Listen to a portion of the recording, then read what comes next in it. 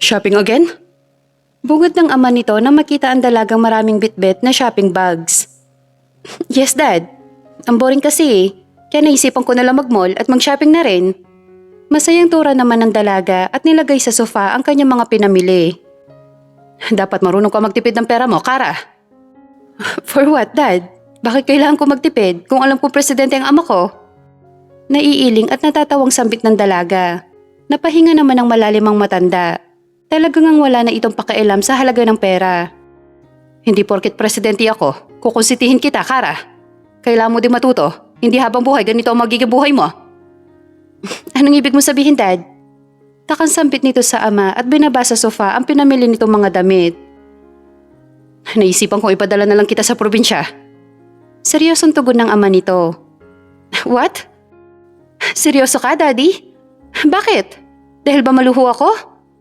Daddy naman, hindi naman nata sapat na dahilan yon para ipadala mo ako sa probinsya. Hysterical na tura nito sa kanyang ama. Seryoso ako, Kara. Pack your things. Darating na ang susundo sa'yo. What? No way. What the? Dad, bakit mo kinuha ang phone ko? Gulat na untag nito nang kunin ng bodyguard ng ama ang cellphone at mga card nito. Makukuha mo lang to kung matuto ka na at alam mo kung paano pahalagahan ng pera. Seryosong tugon ng kanyang ama at tinago sa kanyang bulsa ang pagmamayari ng dalaga. What about my phone? Kailangan ba pati phone ko kukunin mo? Daddy naman, nagchat kami ng mga kaibigan ko. Reklamo nito sa kanyang ama. I don't care about them, Kara. Puro ka na lang party, gala at shoppings. Tingin mo sa pera, dahon na lang na pinupulot sa daan. Galit na sigaw ng ama. Nagulat naman si Kara. First time niyang makita at marinig ang ama nito na nagalit sa kanya. Napalunok pa ito na makita nito ang kanyang seryosong muka. Mr. President, good afternoon po. Pasensya na, late po ako ng dating. Mula sa pintuan, tumambad sa kanyang harapan ang matipunong lalaki na mala-Adonis ang dating. Hindi niya maiwasang mapalunok at mapatitig sa maskuladong katawan nito. At ang puso nitong sobrang bilis ang tibok dahil sa kanyang presensya. It's okay, Christopher. Ako dapat ang humingi ng pasensya sa'yo dahil nakaistorbo ako sa'yo. Naku, hindi naman sir. Siya ba si Senyorita Kara? Baling na tanong nito sa dalaga. Napalunok naman si Kara. Parang nag-slow mo ito lumapit sa kanya. Amoy na amoy nito ang kanyang pabango. Yes, she is. Hoping na mapabago mo ang baluktot niyang pag-uugali. Alam ko maasahan kita dyan, Christopher. Ngiting makahulog ang sambit ng matanda sa kanya. Ako nang bahala sa kanya, sir. Tugon naman ang binata. Be nice to him, Kara. Huwag mong dalhin ang pagiging spoiled brat mo sa probinsya. Tura ng ama sa kanya. Inayos ni Kara ang kanyang sarili. Ayaw niyang mahalata ng binata na na-attract siya sa kanya at nakaramdam ng kakaiba dahil sa presensya nito. Ilang days naman ako mananatili doon. Make sure na merong kuryente. Inis na sambit nito sa kanyang ama. Maybe month, or di kaya taon, if hindi ka pa rin magbabago. What? No way, ayoko, Dad. Bakit hindi na lang sa New York or Spain? Ako ang magdidesisyon kung saan kita itatapon, Kara. Sa atin dalawa ako masusunod. Kapag hindi ka tumino, asahan mong hindi na babalik sa'yo ang mga bagay na to. Seryoso ang pagbabanta ng ama nito, sabay pakita ng kanyang mamahaling cellphone at cards. Bakit kasi pumayag ka? Inis na sambit nito sabay duro sa binatang tahimik lang sa isang tabi. Bakit ako? Ginagawa ko lang ang trabaho ko, senyorita. Kahit na, ang boring mong pumili na lugar eh. Sa bagay, doon sa probinsya sisiguraduhin ko prinsesa pa rin ang turing mo sa akin. Sampit ng dalaga rito. Tignan natin. As far as I know, dito ang lugar mo. Means dito ka lang prinsesa. Hindi sa lugar na alam kong ako ang masusunod. Tugod naman ng binata sa kanya. Aba, hindi mo ba kilalang kaharap mo, ha? Kara, sinabihan na kita, hindi ba? Huwag mong gamitin ang kapangyarihan mo para lang meron kang ipagmamayabang. Nagalit na lang ang dalaga at parang gusto na lang nitong umiyak at sumigaw dahil sa inis. Nakaramdam kasi ito ng hiya dahil sa pagsigaw ng ama nito sa kanya. Sige na, maghanda ka na. Seryosong sambit ng ama nito. Wala na nagawa pa ang dalaga kundi padabog na umalis habang nagpapapadyak at binigyan ng masamang titig ang binata na seryoso lang na nakatingin sa kanya. I'll make sure, ako pa rin ang masusunod sa probinsyang pinagmamayabang mo. Ani sa isipan ng dalaga at ngumisi na parang may masamang plano. Natapos naman ni Kara ang pag-iimpake ng gamit nito. Tinignan pa nito ang kanyang sarili sa malaking salamin. Nakasuot ito ng maikling shorts at crop top. Nakalugay din ang buhok nito at naka-high heels na may 5 inches ang taas. Isang maleta lang din ang dala niya. Malaki yon at kasya ang lahat ng kanyang gamit na dadalhin sa probinsya. Oh, nandiyan ka na pala. Akala ko kinakain ka na ng kwarto mo. Masungit na tura ng binata. Tinaasa naman siya ng kilay ng dalaga at hindi na yun pinansin pa. Christopher, iho. Ikaw nang bahala sa anak ko, ha? Maasahan talaga kita. Huwag ka mag-alala, Mr. President. Ako nang bahala sa kanya. Seryosong tugon nito. Humakbang ang dalaga sa harap ng ama nito at nilahad ang kamay sa harap ng ama. Akin ang cellphone ko, Dad. Kailangan ko din ng pera. Ngiting tugon nito sa ama niya. No phone. No money, Kara. Magtiis ka. What? No way, Dad. Hindi ko naman deserve ang ganung parusa, di ba? Hysterical na sambit ng dalaga rito. Sige na, Kara. Umalis na kayo. Magdidilim na. Mag-iingat ka. Huwag ka mag-alala. Safe sa akin to. Tugon ng ama at pinakita ang kanyang cellphone. Dumukot ang ama nito sa kanyang bulsa at binigay sa kanya ang 100 pesos na kinalaki ng mata ng dalaga. What? Seriously, Dad? 100 pesos? Anong mabibili nito? Gulat na untag nito sa kanyang ama. Matanda ka na, Kara. Ikaw nang bahala mag-budget niyan. Huwag mo sabihin na babudgetin ko to ng isang buwan. Sampit nito sa ama na halos hindi makapaniwala. It's up to you, Kara. Sige na.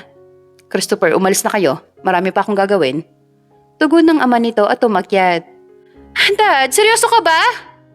Halos pasigaw na tugon nito sa ama niya, pero pumasok na ito sa kanyang kwarto.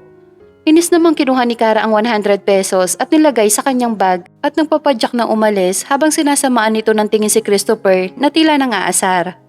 Sumakay na lang ito sa kotse na may sama ng loob at pinikit ang kanyang mga mata. Naisip niya na mas mabuting matulog na lang siya at baka kung ano pa ang masabi nito sa binata. Lumipas ang 2 oras, nagising ang dalaga dahil sa sinasakyan nitong kotse. Masyadong malikot kaya nagising ang diwa nito. Ano ba? Pwede ba magdahan-dahan ka naman? Inis na sambit ng dalaga nang huminto ang kanilang kotseng sinasakyan papuntang probinsya. Bingi ka ba? O baka naman gusto mong mawala ng trabaho? Muling sambit nito sa binata na nananatiling tahimik pa rin habang nagmamaneho. Hindi ka naman siguro bulag para hindi mo makita ang dinadaanan natin, di ba?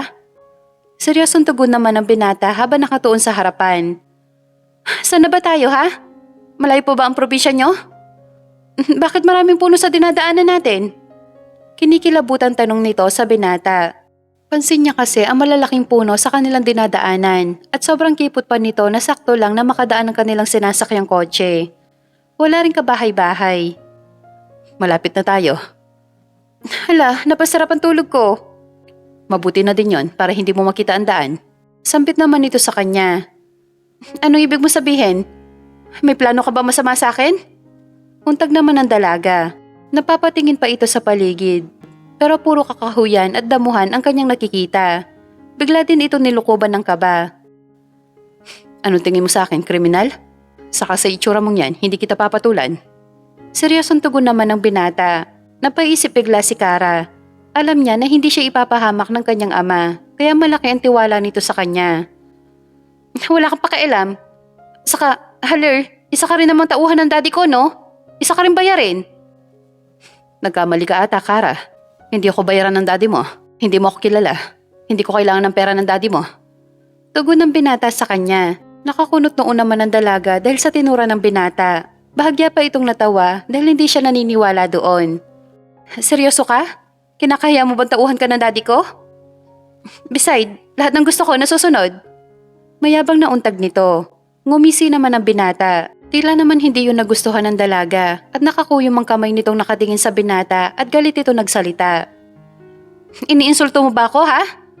Pwede ko tawagin si daddy ngayon. Anytime, pwede ka niyang tanggalin sa trabaho mo. Then, do it. Hindi ako natatakot. Bumaba ka na dyan, nandito na tayo. Masungit na sagot nito at nauna lumabas ng kotse. Hey! Tawag ng dalaga pero kumaway lang ito ng kamay sa kanya. Tulungan mo ako sa bagahe ko. Ano ba? Bumalik ka sabi eh. Muling sambit nito pero hindi nito pinakinggan ng dalaga. Bumaba na lang si Kara at napanganga nang makita ang isang bahay sa gitna ng palayan pero maraming gulay na nakapalibot. What the? Dadaan ako rito? Gulat na untag nito na makita ang medyo maliit na daanan na gawa sa lupa. Puro kasi palayan ang nandoon at nagkataon pang nakatakong ito at sobrang sexy ng damit. Inis na kinuha ni Kara ang maleta at napapalunok. O ano? Kaya pa ba? Sino kasi may sabi na magsuot ka ng sexy damit? Naiiling at nangaasar na tura ng binata sa kanya habang naka-cross arms pa ito. Buisit ka talaga. Isusumbong talaga kita sa daddy ko. Don't tell me na dyan mo ako patitirahin. Inis na sigaw ng dalaga sabay turo sa bahay na gawa sa kawayan ng dingding at yero. Bakit? Ang akala mo ba may mansyon dito sa probinsya? Saka tama na nga yan, marami ka pang gagawin. Tugon nito at tumalikod. What? Sandali, hindi mo lang ba ako tutulungan dito? Hindi, kaya mo na yan. Saka gamit mo yan, di ba? Kaya ikaw ang magdala niyan. Masungit na tugon nito. Gustong gumawa ni Kara. Pero ayaw niyang ipakitang mahina siya sa lalaking kanyang kaharap ngayon. Akala mo kung sinong gwapo? Pwe, pangit. Bulong nito. Naririnig kita.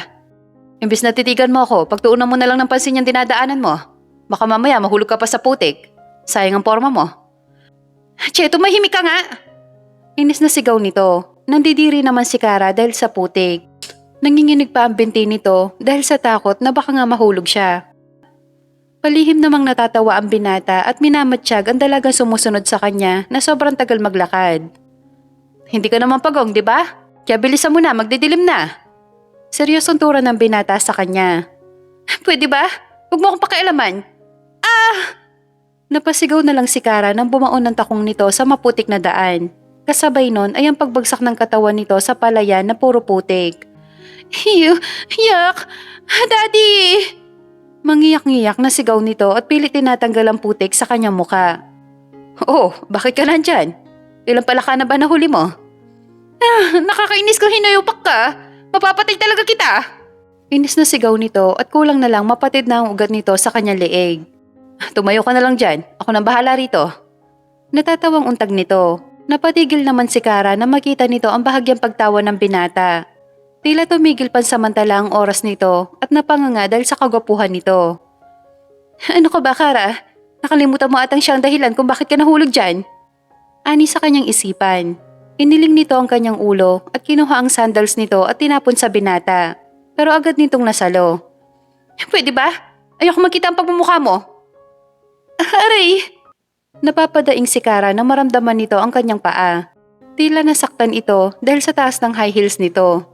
Napakunot noon naman si Christopher na makitang nananatili nakaupo pa rin si Kara. Hindi niya alam kung bakit bigla siya nakaramdam ng awa rito. Ano, uupo ka na lang ba dyan? At hintayin ng bagong taon o tatayo ka? Masungit na tugon nito. Ayaw niya maging malambot sa dalaga. Kailangan niya itong patinuin at yun ang misyon niya upang malaman nito ang kahalagahan ng pera. Iwan mo na lang ako dito. Seryosong tugon naman ni Kara at umiwas ng ibang direksyon. Mas lalo kasi itong sumasakit kapag pinipilit niya. Okay, sige, hintayin mo na lang yung aswang dyan. Ano? Aswang? Teka lang, ano ba? Iiwan mo ba talaga ako dito? Hoy! Sigaw nito na makitang umalis na nga ito at mabibilis na hakbang ang ginagawa nito. Nakaramdam ng palalamig si Kara. Hindi siya sanay na mababad sa tubig. Nanginginig ito dahil sa takot sa inakalang baka nga may aswang at panigurado wala siya laban rito. Nagsimulang uminit ang mga mata ng dalaga at pilit nitong tumayo. Ayoko pa mamatay, no? Sa ganda kong to, magiging pagkailang ako ng aswang. Bulong nito sa kanyang sarili at bumagsak ang luhang kanina niya pa pinipigilan. Nanginginig man ang paa nito dahil sa sakit, may ugat na naipit kaya halos hindi niya ito maigalaw. Nagsimula na rin ng lalamig at tila lalagnatin ang dalaga. Diyos ko, ito na nga ba sinasabi ko eh. Sumasakit na naman ang ulo ko. Ani sa isipan nito. Nagdidilim na ang kanyang paningin at tila umiikot ito. Hindi na rin niya kayang tumayo pa para umakyat. Dahil sa sumasama na ang pakiramdam nito. Shit! Kara!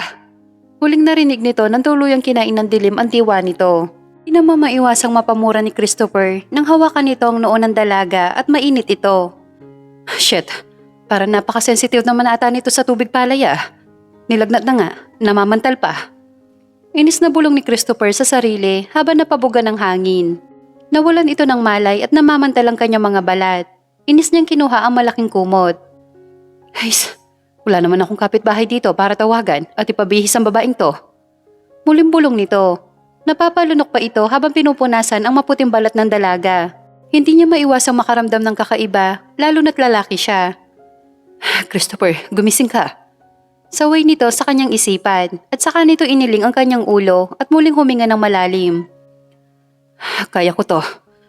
Diyos ko, ilayo niyo ako sa tukso. Muling bulong niya at ipinagpatuloy ang ginagawa upang hindi pa lalong makaramdam ng lamig ang dalaga. Pagkatapos niya naman ay agad na siyang umalis sa kinaroroonan ng dalaga. Kahit ano man ang pigil niya, alam nito ang kanyang sarili na kapag magtatagal pa siya roon ay matutukso siya. Lalo na at lalaki siya at babae ang kasama niya. Kinabukasan, nagising ang dalaga at nakaramdam ito ng labis na gutom. Natamaan pa ng sinag ng araw ang mukha nito. Aray ko naman, ang sakit ng balakang ko. Agad na bulong nito sa kanyang sarili. Naginat-inat pa ito. Nagulat pa siya ng bahagya na makita nito ang kanyang kasuotan. Teka, bakit ito ang damit ko? Bakit nakapanjama ako? Gulat na untag niya at tinalala nito ang nangyari. Hinawakan niya ang kanyang ulo at doon bumalik sa alaala nito kung paano siya nahulog sa putikan, namamantal at nilalagnat. Ah! Ano ba? Bakit ka sumisigaw? Nagpupuyos na bungad ni Christopher sa kanya. Ikaw, anong ginawa mo sa akin? Manyak ka!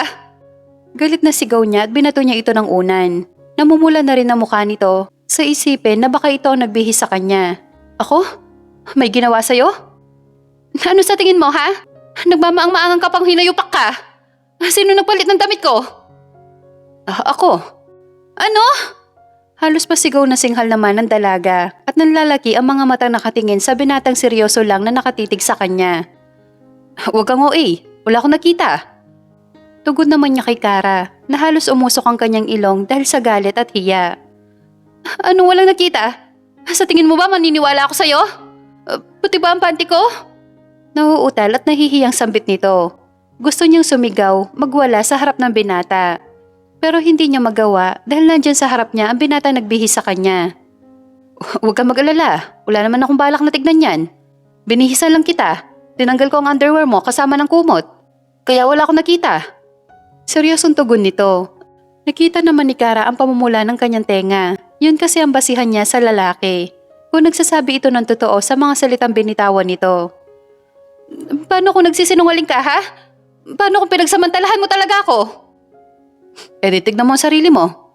Saka kung nakita ko man yan, hindi ako interesado sa bulaklak mo. Sambit nito. Natahimik naman si Kara. Gustuhin niya man itong saktan, pero wala na siyang magagawa pa dahil nangyari na. Buong buhay ng dalaga, ngayon pa lang siya nabihisa ng isang lalaki. Dito pa talaga sa lalaking kinahuhumalingan ng kanyang atensyon. Sige na, bumangon ka na dyan at nang makakain ka na. Marami pa tayong gagawin sa palayan. Seryosong turan nito. Palayan? What do you mean? Taas kilay na tanong naman ni Kara sa kanya. Nahihiyaman pero hindi nito kayang pigilan ng gutom. Pilit din itong winaksi sa kanyang isipan ang nangyari nang wala siyang malay. Malalaman mo rin mamaya. Sa ngayon, kailangan mo munang kumain dahil hindi ka kumain kagabi. Seryosong tugon nito at nauna nang lumabas. Napabuntong hininga naman si Kara at tinignan nito ang kanyang sarili at napapailing na parang nagsisisi. Sana nagsasabi talaga siya ng totoo. Bumuga pa ito ng hangin at kinalma ang kanyang sarili. Gusto niyang paniwalaan na isa lamang yung bangungot. Lumabas na siya at tumambad sa kanya ang gulay. Nangunod noon naman siya dahil wala sa mga ito ang gusto niyang kainin kapag umaga. Gulay? Gulat na untag nito sa binatang nagsimula ng kumain. Yes, nilagang talbos kamote para magkaroon ka naman ng dugo. Masarap yan pag sinusaw sa bagoong. Pati yan nilagang okra. Ano? Seryoso ka ba, ha? Papakainin mo ako ng dahon na to? Oo, kaya sa ayaw at gusto mo kumain ka na. Hindi, ayoko. Gusto ko ng bulalo o di kaya kahit pritong itlog, hotdog. Inis na sambit nito. Hoy Kara, umayos ka. Wala ka sa mansyon mo. Nandito tayo sa bahay ko. Wala dito ang hinahanap mo. Tugon naman ni Christopher sa kanya. So ano? Ako mag-a-adjust ngayon? Hoy mister, nakalimutan mo atang pinagbilin ako ng daddy ko sa'yo. Dinala mo ko dito tapos ano, gugutumin mo lang ako? Inis na bulyaw nito. Bakit? Sa tingin mo ginugutom kita? Maarte ka lang. Kung ayaw mong kumain, edi wag. Kung gusto mong maghanap ng masarap na ulam, edi maghanap ka. Sambit naman ni Christopher at saka na ito lumabas bitbit ang kanyang pagkain. Hoy, teka lang. Ayoko nito. Ayoko ng pagkain na hinanda mo. E di magtiis ka magutom. Sigaw naman ni Christopher sa labas. Napabuntong hininga at nagpapadyak na pumunta sa lamesa si Kara. Gusto na nitong umiyak dahil sobra na ata ang ginagawa ng binata sa kanya. Napangiwi pa ang mukha nito na makita ito ng malapitan. Anak mayaman kaya asahan mong hindi siya sanay sa pagkain sa bukid. Ay, Daddy, nakakainis ka. Inis na bulong nito at pilit kumuha ng kanin at ulam na hinanda ni Christopher. Nung una, kinain niya ito, pero agad din niyang iniluwa. Ayaw niya ng lasa at ngayon lang siya kumain ng ganong klaseng gulay. Yak, pagkain ba to? Nakakadiri. Inis na bulong nito at nagpapapadyak ng paa. Hinanap ng mata ang kutsara at tinidor, pero wala siyang matagpuan. Kung kutsara ang hanap mo, pasensya ka na, wala akong ganon. Magugas ka na lang ng kamay at kamayan mo ang pagkain, masarap yon. Sigaw ni Christopher mula sa labas. Sabihin mo, mahirap ka lang talaga. Bulong nito na narinig naman ng binata. Hinayaan niya na lang ito dahil lumaking sosyal ang bisita. Hindi namang maiwasang mapatawa ni Christopher nang makita nito ang reaksyon ng dalaga sa loob na halos nanginginig at diring-diri. Kumuha ka ng okra, ilagay mo sa sawsawang bagoong with sili, masarap yan. Subukan mo. Sigurado ako na magugustuhan mo yan. Sambit naman ni Christopher. Inis man si Kara, ngunit sinunod niya ang sinabi ng binata. Medyo nandidiri pa ito sa okra dahil sa nadudulas pa ito sa kanyang kamay. Nung una, alanganin niyang nguyain ito, ngunit bahagya siya napatigil nang mapagtantong sobrang sarap pala nito. Ito pa lang ang umpisang kumain siya ng ganong gulay. Napakasarap naman pala nito. Agad na bulalas nito at kinuha ang okra nilaga at sinausaw sa suka na may bagoong at sili. See? Sabi sa'yo, masarap yan. Medyo di masarap tignan, pero kapag nasubukan mo, sigurado akong mapaparami ka ng kain. Mula sa labas, pumasok si Christopher sa loob na may ngiti sa labi. So, balak mo akong patabain sa gulay na to, ha? Saka bakit walang ganito sa mansyon? Takang sambit nito kay Christopher. Kasi anak mayaman ka. Karne lang talaga at prutas sa inyo. Dito kasi sa probinsya, maraming gulay, kaya yung mga tao dito healthy. Seryosong tugon naman nito. So, sinasabi mo na hindi ako healthy? Siyempre, hindi. Saka halata naman sa pangangatawan mo na alagang-alaga ka. Saka naisip ko rin na baka maraming kolesterol na ang katawan mo, kaya kailangan mo ng gulay. Mahabang sagot nito at sumandok pa siya ng kanin. Nakakunot noon naman si Kara. Hindi nito maintindihan, sa dami ng kain nito ay hindi tumataba ang binata. Diet naman ako, inaalagaan ko talaga ang katawan ko, no? Ano na lang ang sasabihin nila sa daddy ko na may anak si daddy na baboy? Simangot na tugon nito. Sakto lang ang katawan ni Kara, sexy at higit sa lahat patangkad at maputi na daig pang modelo sa kanyang kagandahan. Mabuti naman, pero kung gusto mo talagang gumanda pa lalo ang katawan mo at malayo sa sakit, kumain ka na maraming gulay. Sambit nito. Napapailing na lang si Kara at tahimik na lang itong tinapos ang kanyang pagkain. Ilang minuto din natapos na rin ito at busog na busog dahil sa sarap ng ulam na ngayon niya lang natikman sa tanang buhay niya. Tapos ka na, di ba? Hugasan mo na ang plato. Ano? Paghuhugasan mo ako ng plato? Seryoso ka ba, ha? Gulat na untag nito kay Christopher. Mukha ba ako nagbibiro, Kara? Gawin mo na lang ang trabaho mo. Dahil maya-maya punta na tayo sa mga anihan na palayan dito. Seryosong tugon nito. Pero hindi ako marunong. Reklamo nito. Laking may nani at mga katulong si Kara. Walang alam sa gawaing bahay. Kaya ni minsan hindi niya pa naranasan na maghugas man lang ng plato. E di gumawa ka ng paraan. Saka matututunan mo din yan. Gusto mong mabasag yung plato mo, ha? Bakit ba ang tigas ng bungo mo? Hindi nga ako marunong. Inis na sigaw nito sa binata. Bigla ito nakaramdam ng inis dahil kanina sinasabayan siyang kumain at hindi ito nagsusungit. Ngayon naman ay nagiba na ang ugali na labis niyang kinainis. Eh di basagin mo kung gusto mo. Handa ka naman sigurong kumain sa dahon ng saging, hindi ba? Ano? Dahon ng saging? Nababalo ka na ba, ha? Pati dahon ng saging gagawin mong plato? Gulat na sigaw nito pero wala siya narinig na salita mula rito. Pakiramdam niya umalis na ito at talaga naguguluhan siya sa saging na tinutukoy ng binata. Ay Diyos ko, bakit ba nararanasan kong ganito sitwasyon? Bakit kailangan pa mag-iisa akong tagahugas ngayong umaga? Bulong nito at nagsimulang kunin ang mga plato. Hindi nito alam ang gagawin kung alin ang uunahin niya. Nanginginig pa ito sa takot na baka mabasag ito. Kunin mo muna yung palangganang maliit. Pagkatapos gamitin mo yung sponge, lagyan mo ng patak ng Joy. Bubula na agad yan, saka mo sabunin ang plato. Huwag mo sabihin dadasalin mo pa yan bago mo hugasan. Marami pa tayong gagawin kaya bilisan mo na dyan. Masungit na tugon nito. Oo na, ito na nga diba? Hindi ka naman siguro bulag para hindi makita. Che! Inis na sambit nito sa kanya at ginawa ang utos ng binata. Medyo malagkit ang sabon at tila nandidiri siya magsabon ng plato. Ngunit kailangan niya yun gawin dahil may mga gagawin pa daw siya. Natagalan pa siya bago matapos at namamawis na rin ang kanyang noo. At tila nakaramdam ng pagod sa paghuhugas lang ng plato. Oh, ayan, isuot mo. Hintayin na lang kita sa kotse. Basahan to ah. Ano susuotin ka dyan? Sira ka ba? Balak mo bang sirain ang beauty ko? Kunot noong sambit nito sabay taas ng damit na may pagsusungit sa boses. Kaya nga suotin mo yan, di ba? Kung ayaw mong masira yung sinasabi mong beauty. Kasi wala naman ako nakita. Seryosong tugon nito. Iniinsulto mo ba ako? Ayoko nga. At saka ano pa bang gagawin ko? Dito na lang ako sa bahay. Seryosong tugon nito sa binata. Nakaramdam naman ng inis ang binata dahil alas 8 na ng umaga. Masyado na siyang late at alam niya naghihintay na ang mga tauhan niya roon sa kanyang palayan na aanihin. Bilisan mo na lang kung ayaw mong buhatin kita sa kotse. Pagbabantang tugon nito. Nakaramdam naman ng kaba si Kara. Agad ito nagpadyak. Malaki ang panjama at jacket na parang kinakain nito ang kanyang buong katawan. Napangiti naman ng palihim si Christopher dahil sa inaasta ng dalaga. At hindi siya nito pinansin, basta na lang sumakay sa kotse nang may busangot ng muka. Ito ang unang parusang gagawin mo ngayon, Kara. Sisiguraduhin ko talaga na magtituno ka sa probinsyang to. Bulong ni Christopher sa kanyang sarili at agad na pumunta ng driver's seat upang magmaneho at umalis.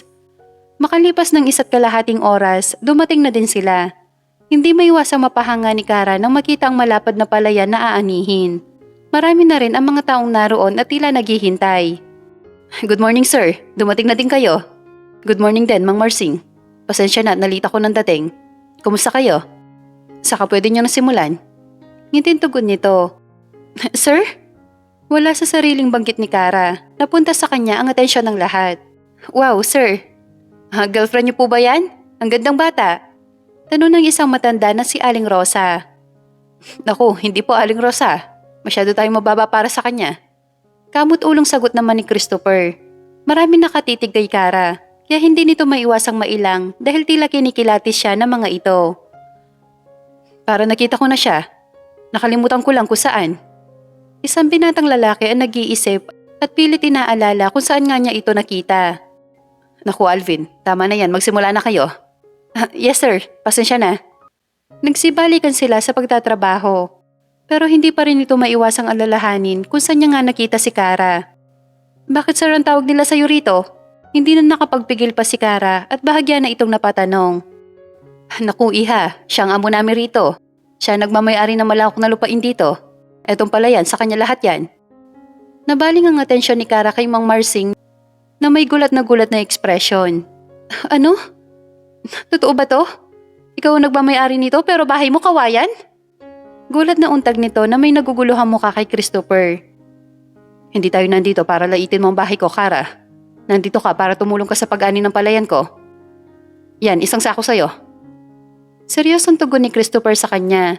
Napanganga naman si Kara. Tila hindi pa nagsising-in sa kanyang isipan ang tinura ng binata sa kanya. Ano? No way! Hindi makapaniwala si Kara sa kanya narinig mula sa bibig ni Christopher. Gusto niya itong sampalin at sapakin pero hindi niya yun magawa. Dahil sa nagulat pa rin ito at hindi alam kung nagsisinungaling o seryoso ang binatang nasa kanyang harapan. Wala ka na magagawa pa, Kara. Kung doon sa inyo, senyorita ka. Dito, hindi. Seryosong tugon nito.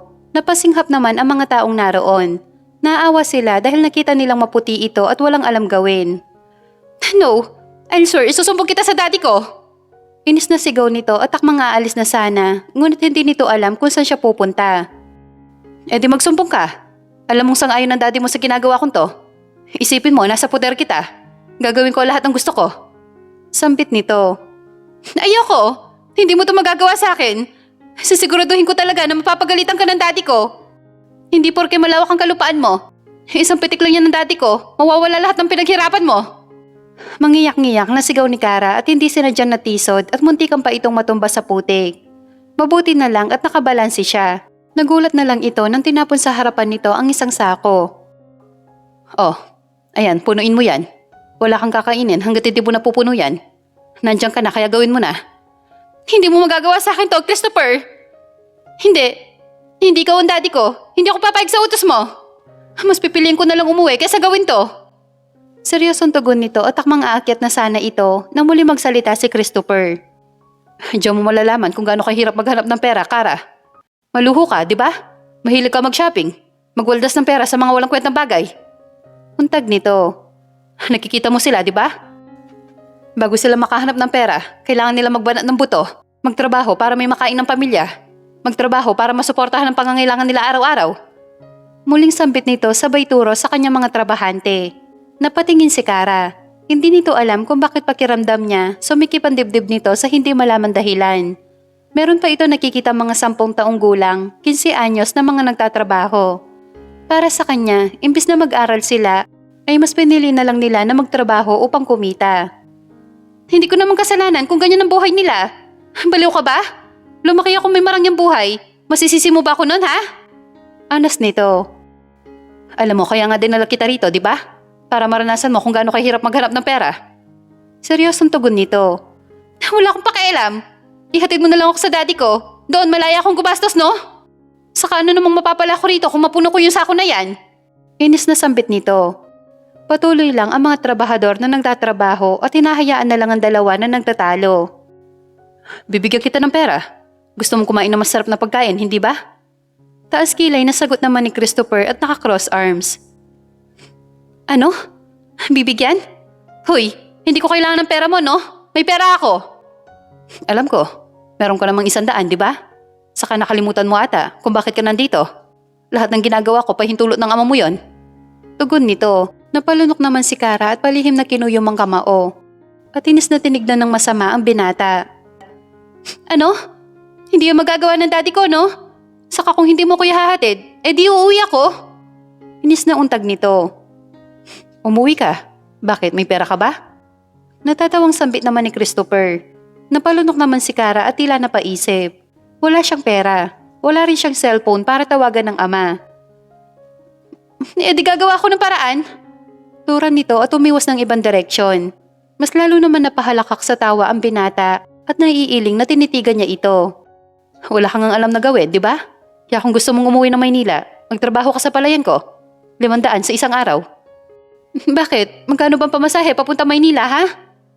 Nahihiyang tanong nito. Nakaramdam din ito ng inis sa ama niya. Parang napakalaki kasi ng kasalanan nito para parusahan na lang siya ng ganun-ganun lang. Malaki din yon. Mahal ang tiket. Saka kailangan mo rin bumili ng pagkain mo. Ano? Paano ako makakaipon? Kung pati pagkain ko, problema ko pa. Gulat na tugon nito sa binata. Aba, hindi ko yun kasalanan. Saka nagtatrabaho ka sa akin, di ba? Kailangan mo din bumili ng pagkain mo sa bayan. Masungit na turan nito. Ibig sabihin hindi ako makakaipon yan? Nag-aalalang tugon nito sa binata. Simple lang. Di matuto ka magtipid. Pero hindi nga ako marunong magtipid, di ba? Kamot ulong sambit nito kay Christopher at umiwas ng ibang direksyon. 500 yon, Kara. Matuto ka mag-budget. Kung gusto mo talaga makabalik ng Maynila, ikaw ang may hawak ng pera mo. Kaya nasa sayo yan. Kuluho mo pa rin ang inaatupag mo. Seryosong sambit naman ni Christopher. Ay, ang hirap naman budgetin na 500. Sa pagkain, wala na eh. Kamot ulong tugon nito at humugot ng malalim na hininga. Sabi ko naman sa'yo, di ba? Kung gusto mong manatili dito, magtrabaho ka. Di mas mabuti na rin yon. Pangaasar na turan nito at naiiling pa. Ayoko. Bahala na, susubukan ko. Ayoko makita mukha mo na mayabang. Ipapakita ko sa'yo, nakakayanin ko. Inis na sambit nito at tinignan na masama si Christopher. Pero agad din itong humugot ng malalim na hininga. Nakalimutan niya at ang pinalaki siyang prinsesa at hindi nito alam kung paano siya magsisimula. Oh, talaga? Di mabuti. Paghahamon sa kanya ng binata. Kung alam ko lang, di na ako sumama sa'yo rito eh. Ayos! Reklamo nito. Pinipigilan naman ng binata ang tawa nito dahil sa mukha ng dalaga na tila nandidiri habang naglalakad sa maputik na palayan at napapangiwi pa ito. Lahat ng mga trabahador sa kanya nakatingin at hindi maiwasang matawa dahil sa reaksyon nito. Bawat hakabang kasi nito ay hindi nito maiwasang mapamura sa mga negatibong isip nito. Wala akong alam sa ganitong trabaho. Saka, baka may hahas.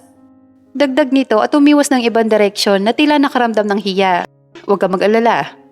Janine, tulungan mo ang ate mo. Turuan mo siya kung paano mag-ani ng palay. Tawag pansin ni Christopher sa isang cute na batang babae. Ano? Siya? Pero bata pa siya. Saka hindi ba dapat nasa paaralan to? At lapis at papel ang hawak, hindi palay?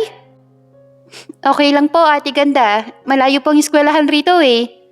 Kaya mas pinili ko na lang po munang tumigil at tumulong kina mama at papa mag-ani.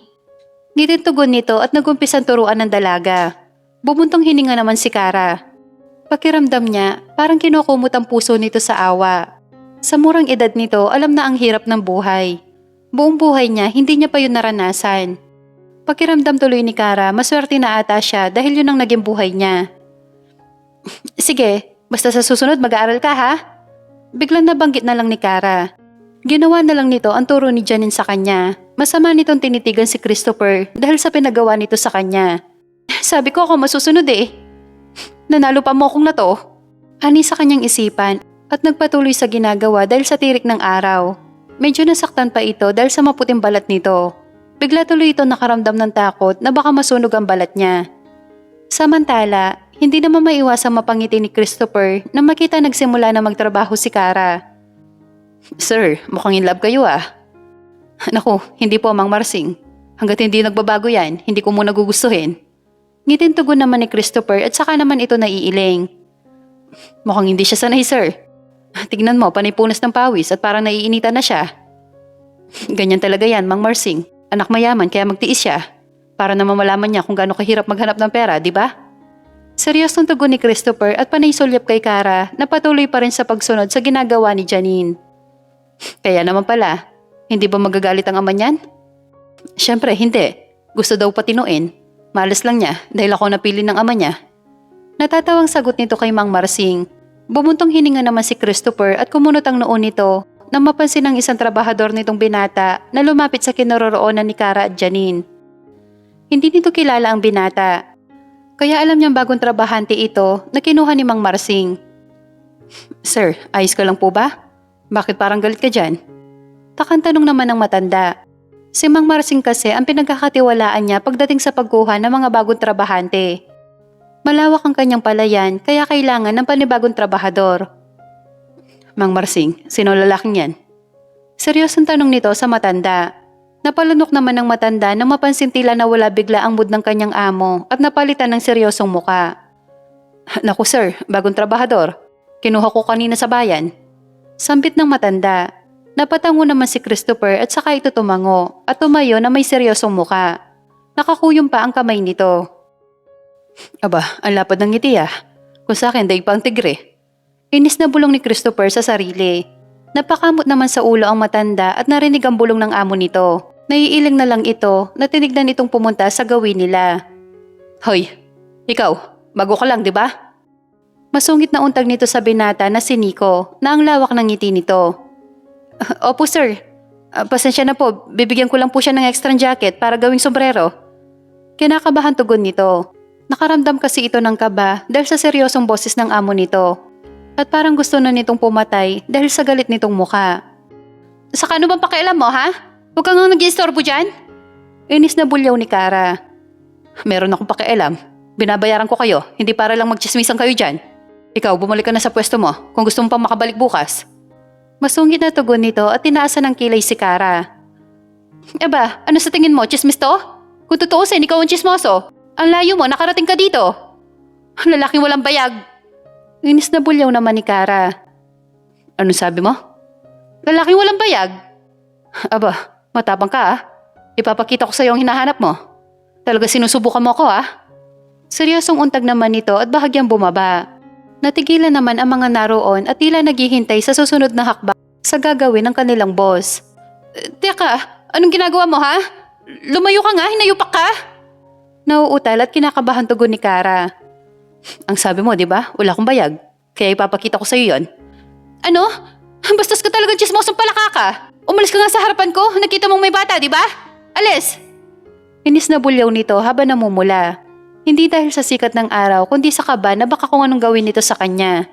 Pagbibigyan kita, pero tayo ang magsasama mamaya. Kaya hindi ko palalagpasin ang ginagawa mo to. Seryosong tura nito at bahagya pa ito lumapit kay Kara. Kinabahan naman si Kara nang maramdaman nito ang bahagyang pagtanggal ng jacket na bigay ni Nico. Ayan ang gamitin mo. Muling sambit nito saka iniwan tulala naman si Kara na halos lumabas na ang puso nito sa kanyang katawan. Sira ulo talagang pangit na yon. Naibulong na lang nito sa kanyang sarili. Ramdam ni Kara ang init sa kanyang balat kahit doble na ang jacket na suot niya. Ate, okay ka lang po ba? Namumula na po kasi ang mukha mo, saka namumutla na rin po ang labi mo. Okay lang ako. Masasanay din ako. Untag nito sa bata kahit ang totoo ay masama ang pakiramdam niya. Ganito ba ang pakiramdam niyo sa tuwing nagtatrabaho kayo, Janine? Opo, Ate Kara. Umulan man o umaraw. Pero sanay na kami. Kahit papano malaki din ang kikitain namin.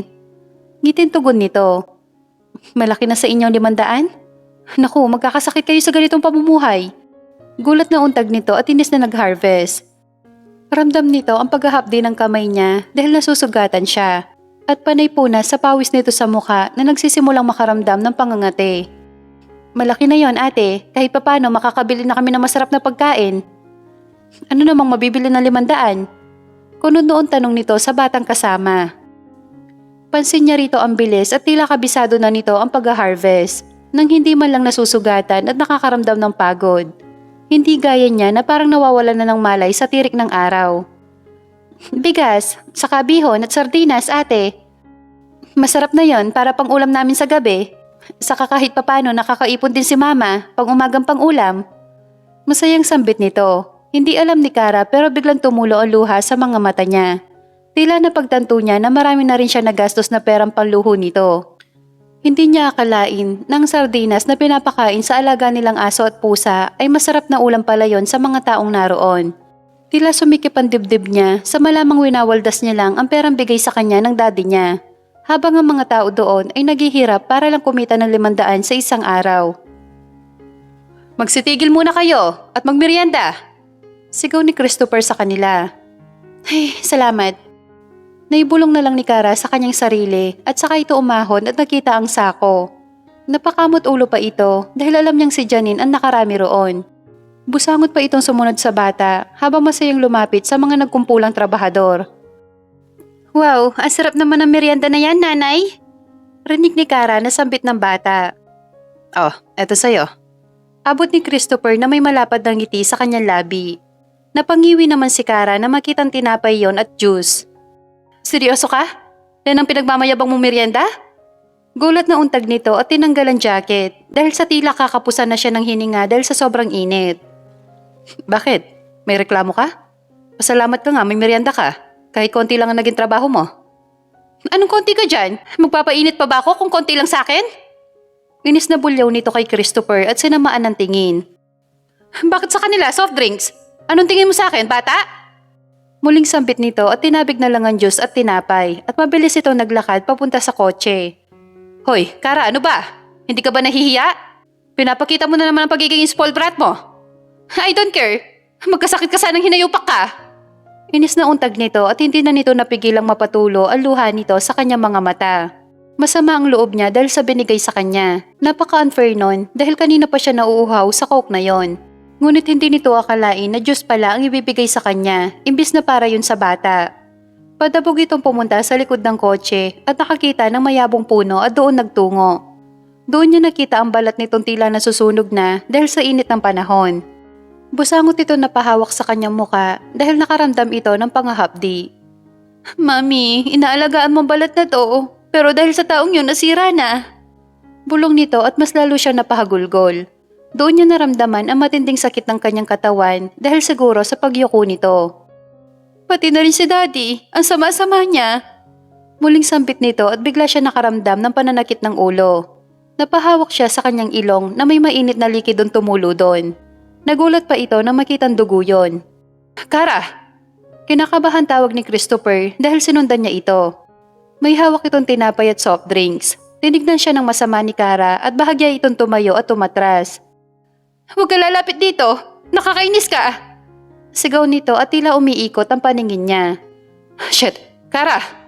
Rinig nitong tawag sa kanya ni Christopher. Nandidilim na rin ang paningin nito at naramdaman ang mga bisig ni Christopher na humawak sa kanya bago tuluyan nawalan ng malay. Naalimpungatan nito na may maramdaman siyang humawak sa kanyang noo. Ano ginagawa mo? Nasaan ako? Gulat na untag nito at napabalikwas ng bangon. Nandito ka sa kubo. Saka napagod ka lang. Hindi ka kasi sanay sa init kaya napagod at dumugo ang ilong mo. Paliwanag nito. Anong oras na ba? 4:00 na. Ano? Hindi pwede. Kailangan ko tapusin ang trabaho ko. Kailangan ko ng pera para makalis na sa lintik na lugar na to. Inis niya sambit niya kay Christopher. Wala na. Natapos na si Janine. Yan lang ang sweldo mo. Seryosong tugon nito at nilapag sa higaan nito ang 100. Ano? Nahihibang ka na ba ha? 100? Gulat na tanong nito sa kanya. Oo, kaya galingan mo na lang sa susunod. Kung naisip mong naawa ako sa'yo, nagkakamali ka. Gusto kong matuto ka at maranasan ang hirap. Isipin mong nagmula din ako sa trabahador. Pero nang dahil sa sikap at tiyaga ko, narating ko lahat ng to. Seryosong tugon nito at iniwan tulala si Kara. Hindi naman maiwasang mapahanga ni Kara at saka ito bumuntong hininga. Gusto pa nitong umiyak dahil sa 100 na binigay sa kanya. Pero hindi niya ginawa. Tama si Christopher. Dapat din siyang maghirap para makauwi na ng mansyon. Ano ka ba, Kara? Hindi ka mahina. Isipin mo na lang na para din sa'yo to. Mag-ipon tayo at kailangan natin yon para makauwi at maging proud si Daddy. Bulong nito sa kanyang sarili. Sana patawarin mo ako kung bakit kailangan kong gawin sa'yo to, Kara. Alam mong sa ikakabuti mo lang to para matutunan mong maghanap ng pera sa sariling sikap at pawis mo. Anis sa isipan ni Christopher bago ito ngumiti at naiiling na umalis dahil bibili siya ng masarap na pagkain para kay Kara. Nabukasan, hindi na naghintay pa si Kara kay Christopher. Umalis kasi ito at alam niyang meron siyang pinuntahan ng mahalaga. Nakakain na rin siya at nakapaghugas na ng kanyang pinagkainan at masayang nagtungo sa palayan na kanilang aanihin. Good morning, Janine. Tutulungan mo pa rin ba ako? Masayang bati niya kay Janine nang may ngiti. Good morning din, Ate Ganda. Okay ka na po ba? Saka bakit po ang sayo niyo ngayon? Takang tanong nito. Bumuntong hininga naman si Kara at balot na balot ang katawan na pumunta sa kinaroroonan ni Janine at nagsimula magtrabaho. Masaya ako dahil kahit papano proud ako kasi natutunan ko na mag-ani ng palay dahil sa'yo. Naku, sadya marunong ka lang talaga magtiyaga, ate. Siya nga po pala, galing po dito si Sir. Pinapasabi niya po, kung hindi mo raw po kayang init, magpahinga ka lang daw po sa puno. Ngiting sambit nito. Bigla naman napasimangot si Kara at saka bumuntong hininga. Naalala kasi nito ang pagkawala ng malay nito kahapon at nakaramdam ng panghihinayang sa 500 piso na sweldo niya sana. Pero kahit papano, nagpapasalamat pa rin ito dahil si Janine naman ang nakinabang doon. Kaya ko na. Saka, kailangan ko mag-ipon para makauwi na ako. Sige na, magsimula na tayo. Sambit nito at hinawakan ng pisngi ni Janine. Naiiling at nakaramdam kasi ito ng awa sa kanya. Nalaman din nito na malayo talaga ang paaralan nila. Mahigit 4 na oras bago sila makarating at kung sasakay naman sila 2 oras. Nagsimula na ito magtrabaho. Ate, dahan-dahan ka lang, baka masugatan ka. Saway ni Janine. Tila nasanay na ang daliri niya sa sugat sa hindi malaman dahilan. Ngayon niya lang kasi naramdaman na tila hindi na ito nakakaramdam ng pangahapdi. Mabilis na lumipas ang oras at kumain na sila ng tanghali. Kalaunan, bumalik na rin sa trabaho upang tapusin ang trabaho. Kara, pwede ka magpahinga kung napapagod ka. Sigaw ni Mang Marsing mula sa di kalayuan. Naku, kaya ko na po, Mang Marsing. Saka gusto ko po buo matanggap ko sweldo mamaya. Sigaw nito pabalik. Napangiti naman ang matanda pati na rin ang iba. Hindi alam ni Kara kung bakit parang na-excite siyang matapos ang kanyang trabaho. O siya, sige. Nasa akin na ang pera at ibibigay ko to mamaya pagkatapos natin magtrabaho. Tura ng matanda sa kanilang lahat. Napangiti naman si Kara. Tila nakaramdam ito ng saya sa narinig. At nagtataka din dahil hindi si Christopher ang magbibigay ng sweldo nila. Mabilis na lumipas ang oras. Eksaktong 4:00 na ng hapon at lahat sila pumunta ng puno dahil tapos na ang kanilang trabaho. Nagsimula na rin magbigay ng sweldo ang matanda at malapit na ito sa kanya. Janine, bakit parang wala ata ang mama mo? Takang tanong nito sa bata nang tanggalin nito ang balot sa kanyang katawan at pinagpapawisan at nakaramdam siya ng pagod. May sakit po siya, Ate Ganda. Kailangan niya magpahinga, kaya ako na pong sumalo para meron siyang pambiling gamot. Tugon nito. Nakaramdam naman na lungkot si Kara. Naawa siya sa bata. Napakabata pa nito, pero tila responsibilidad niya pa ang kanyang ina. Wala na kasi akong tatay dahil umalis kasama ang kapatid ng nanay ko. Kaya kami na lang talaga ni nanay ang magkatuwang sa buhay. Muling sambit nito at ngumiti. Ramdam naman ni Kara na may lungkot yon, ngunit pinapakita nitong okay lang siya kahit hindi naman. Eto sa'yo, Janine. Maaga ka nang umuwi para may mag-aasikaso sa nanay mo. Singit ni Mang Marsing sa kanilang usapan. Hindi naman yun napansin ni Kara dahil sa naawa siya sa kalagayan ng bata. Bubuntong hininga naman siya nang inabot sa kanya ni Mang Marsing ang buong 500. Madali ka palang matuto, Iha. Sigurado ako matutuwa ang ama mo ngayon. Masayang sambit ni Mang Marsing. Hindi alam ni Kara ang pakiramdam niya nang kunin niya ang 500. Pakiramdam niya ngayon lang siya nakahawak nito. Hindi niya maiwasang ma-proud sa sarili dahil sa perang hawak niya na galing sa sariling pawis at sikap. Pakiramdam niya, malaking halaga na yun sa kanya at halos hindi mawala sa isipan nito na makakaipon at makakauwi din siya sa Maynila gamit ang sikap at tiyaga at sariling sikap na makaipon. Lolo Marsing, hindi po ba pwede mag-advance na 500 para bukas? Kailangan ko po kasi ng pera para sa resetang gamot na binigay ng center kay nanay. Kailangan ko daw po yung bilhin sa kanya. Narinig ni Kara ang boses ni Janine. Nangunutan noon nito at napahigpit sa 500 na hawak niya at lumapit sa kinaroroonan nito at ang matanda. Naku Janine, sapat lang ang pera na binigay ni Sir Christopher. Kaya wala akong ipapa-advance sa'yo. Sagot ng matanda at iniwan siya. Naawa naman ang mga taong kasama nila sa pagtatrabaho, ngunit sapat lang din sa kanilang pangangailangan ang kita nila. Bumuntong hininga naman si Kara at agad ito lumapit kay Janine na medyo malungkot ang muka. Eto Janine, bigay ko na sa iyo ang sweldo ko. Po, pero pinaghirapan mo po yan ate, di ba? Saka sabi mo po kailangan mo makaipon para makauwi ka ng Maynila. Mangiyak-ngiyak na sambit nito kay Kara. Humugot ng malalim na hininga si Kara at saka nito pinunasan ang luha sa mata ng bata. Okay lang yon, saka meron pa naman bukas eh. Makakaipon din ako, sa ngayon kailangan mo to para sa nanay mo. Huwag mo akong alalahanin. Salamat po ate, hindi ko po talaga tatanggihan to. Pangako po, babayaran kita bukas. Huwag na, bigay ko na sa'yo yan. Imbis na mag-aaral ka, pero ito nagtatrabaho. Sige na, umuwi ka na at baka maabutan ka pa ng gabi sa daan. Tugon naman ni Kara rito. Tumango naman si Janine at masaya itong umalis, ganun din ang iba. Bumuntong hininga naman si Kara at saka na ito naglakad pa uwi sa kubo kung saan siya pansamantalang tumitira. Ganito pala ang pakiramdam na tumulong. Ang saya sa puso. Lalo na kung nakangiti yung taong binigyan mo. Nakangiting bulong nito. Buong buhay niya kasi hindi siya namimigay. Mas gugustuhin na lang nitong iwaldas sa walang kwentang bagay ang pera nito kesa sa mga pulubing humihingi lang ng barya sa kanya. Hindi niya akalain ang perang winawaldas niya ay mahalaga pala sa mga taong nangangailangan, lalo na si Janine. Hala, wow, lechon. Sino nagbigay nito? Agad na bulong nito na makita ang masarap na ulam. Isang lechon, burger, donut, soft drinks at kanin ang nasa mesa. Meron pa itong sulat kaya agad ditong binasa ni Kara. Deserve mong maghapunan ng masarap. Masaya ako dahil natutunan mong magbigay ngayong araw. Huwag mo na akong hintayin pa. Mag-iingat ka. Basa nito sa sulat. Napayakap naman si Kara at kumabog na malakas ang puso nito sa kilig at wala sa sariling ngumiti ng malapad at nagumpisang kumain. Mabilis na lumipas ang 1 buwan. Naging malapit sa isa't isa si Christopher at Kara at alam ni Kara na gusto niya na ang binata. Mabilis na rin siya magtrabaho. Hindi lang sa pag-aani ng palay kundi pati na rin sa pagtatanim. Nakaipon na rin siya at natuto ng magtipid lalo sa pera niya. Kumakain na rin siya ng gulay at yun ang gusto niya ngayon at hindi na karne. O ano, kaya pa ba? Siyempre naman, Christopher. Saka 1 buwan na rin, no? Nakaipon at alam ko ng halaga ng pera ngayon. Nakangitintura nito at patuloy na nagtatanim ng palay. Mabuti naman. Siya nga pala, may surpresa ako sa'yo. Ngiting tugon ni Christopher na kinakunot noon naman ni Kara. Nais nito ang kanyang sarili. Sa loob kasi ng 1 buwan, nalaman ng kasama niyang kapwa-trabahador sa palayan na siya nag-iisang anak ng presidente.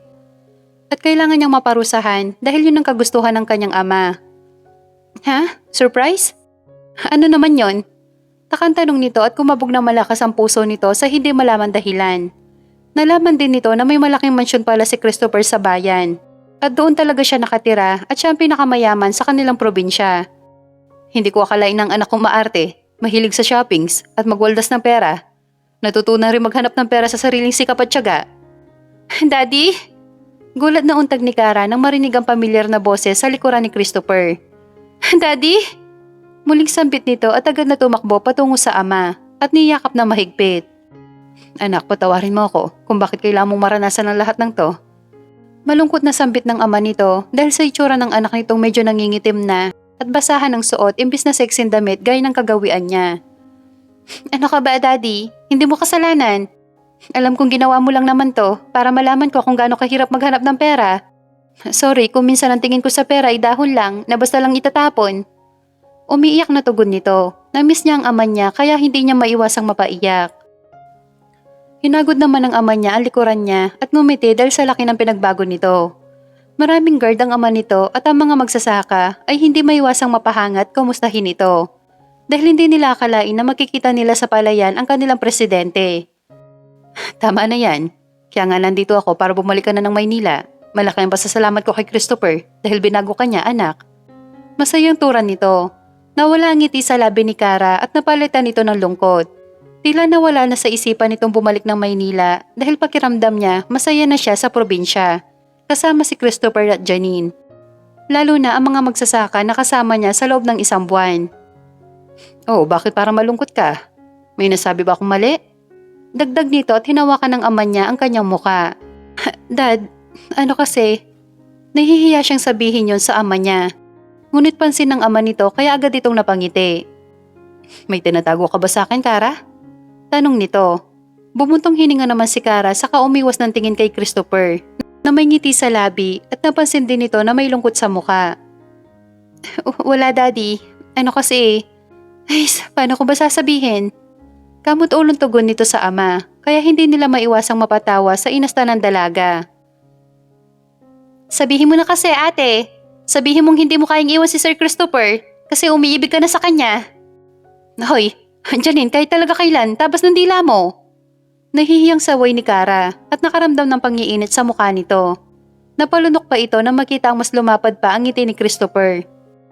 Sinabi kasi nito kay Janine na may gusto siya rito, kaya hindi niya akalain na ibubuking siya ng bata. Totoo ba yon? Taas kilay na tanong ni Christopher at nakalapit na pala ito. Nagulat naman si Kara dahil sa presensya nito at ang mga taong naroon ay nakaramdam ng kilig.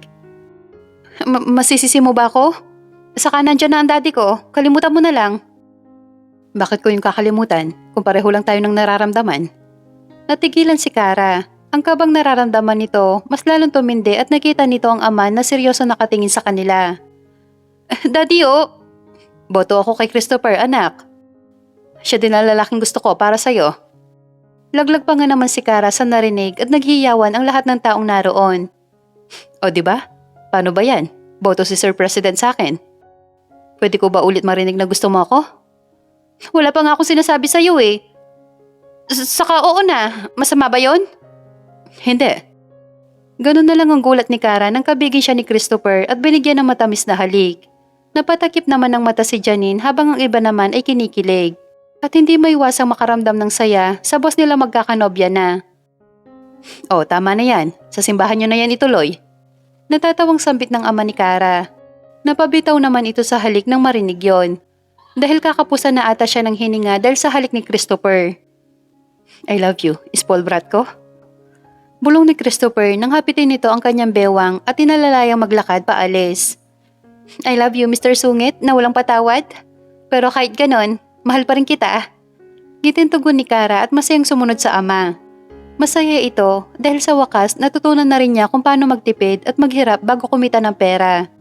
Hindi niya akalain na sa sungitan nilang dalawa, mauwi din pala sa kasalan ng lahat.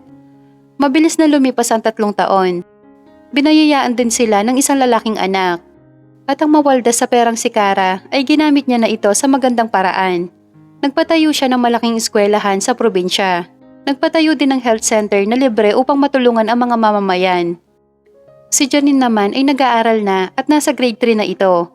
Malaki ang pasasalamat ng mga taong nasa probinsyang yon dahil sa kabaitan na mag-asawa at marami nagmamahal sa kanila. Sa wakas, natupad na rin ang pangarap ko matulungan ang mga taong magsasaka rito. Masayang sampit ni Kara habang pinapatulog nito ang kanilang anak na pinangalanan nilang Carlo. Dahil sa'yo yon, napakaswerte ko dahil ikaw ang naging asawa ko. Pangako ko sa'yo na lagi lang ako nandito sa tabi nyo ng anak ko. Balang araw magiging mabuti ka ring mayor dito sa probinsya, love. Tugon nito at binigyan siya ng halik ni Christopher. Hindi maiwasang mapangiti ni Kara dahil sa mga binitawang salita ni Christopher. Siya kasi ang tatakbo mayor sa probinsya upang marami pa siyang matulungan at gumawa ng panibagong proyekto na alam niya makakatulong sa mga tao na naniniwala sa kanyang kakayahan at taglay na kabaitan na may pusong bukal na handang tumulong sa mga taong nangangailangan. Mabilis na lumipas ang taon at nanalo nga si Kara sa pagiging mayor sa kanilang probinsya. Laking pasasalamat nito sa mga taong sumusuporta at naniniwala sa kanyang kakayahan na magiging katulad siya ng kanyang ama na magaling pagdating sa problema ng bansa at handang tumulong sa mga taong nandyan at handang magsakripisyo para sa kanila.